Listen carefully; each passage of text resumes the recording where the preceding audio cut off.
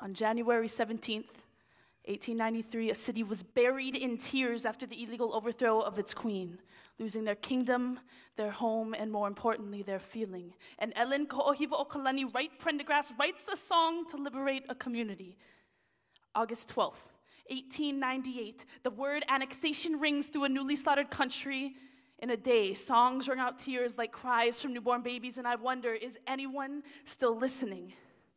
Listen.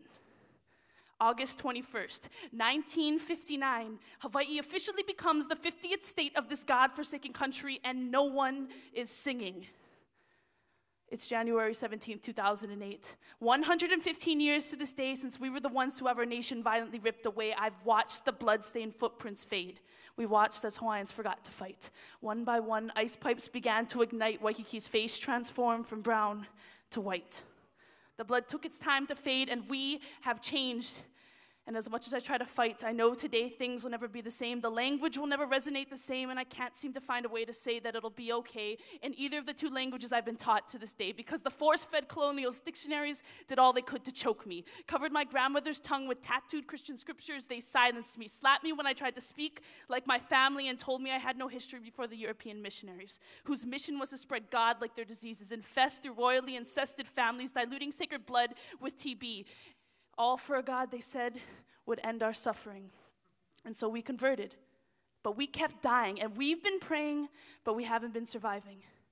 But mana cannot be created or destroyed by man, so it must mean that we still stand a chance. But we need to use what's been left after Christ said we couldn't dance, couldn't chant.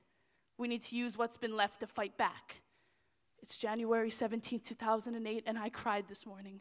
Hung flags at half-mast and tried to silence my mourning. A nation remembered its distress as I got dressed, and I tried my best to forget, but I couldn't.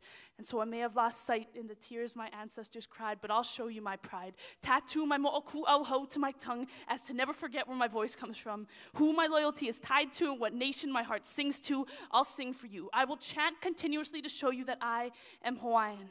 I will stand, fight, and chant, and never be compliant, because the second I start worshiping the red, white, and blue, pledging allegiance to a nation that turned our eyes red, people white, and hearts blue, is the second I know that the fight is through. And in 1893, we promised to back Lili Okalani until she was free, daring to call ourselves the famous flowers of the land that we weren't even willing to protect.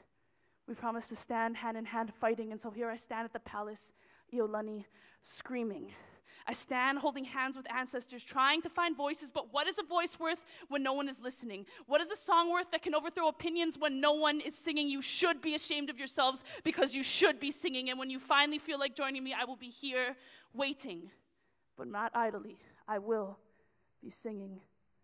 Mahope mako o lili ulani.